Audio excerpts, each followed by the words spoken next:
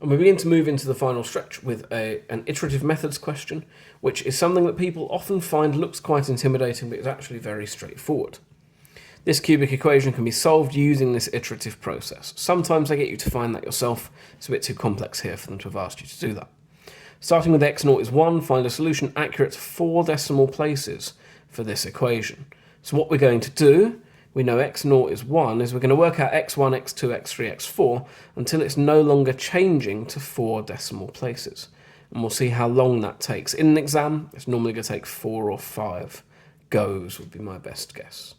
So, if we want x1, that's when n is 0, then we get 2 times x0 cubed, subtract 11, all over 3 times x0 squared plus 7. We could do that, but we have to type that in repeatedly.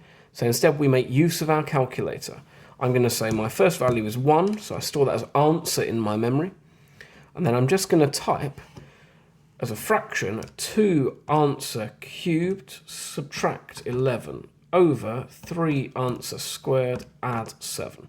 So what I've done is I've set up this equation here so it'll sub in my previous result.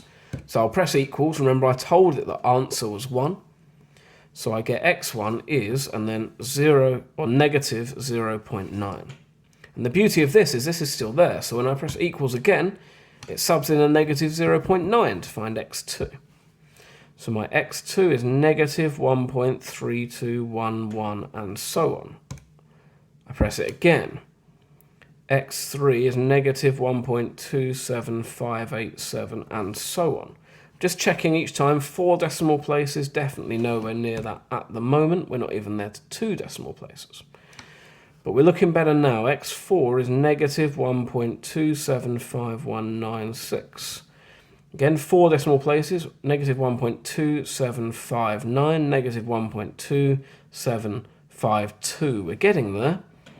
x5, press equals again, negative 1.275196. So 4 dp, negative 1.2752, negative 1.2752. And I'm done.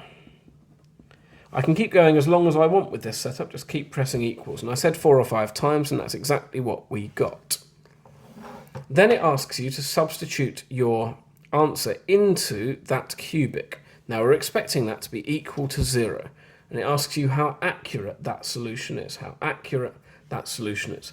Whenever it says how accurate, we're going to talk about either percentage difference or absolute error or rounding to a certain number of decimal places. I tend to like either decimal places or significant figures. Let's see what happens. So I'm going to substitute my answer, my 4 decimal places answer, into that. So I'm going to clear everything and I'm going to type negative 1.2752. And then again, I'm just going to type it in here. Answer cubed, add 7, answer, add 11, will give me negative 4.740308 times 10 to the negative 5. Now, it might help me to write that out as a normal number. Negative 0 point, and then 1, 2, 3, 4, 4, 7, 4, and some other things.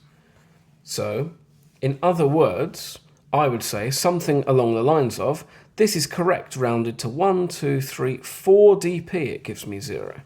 So correct to 4 dp.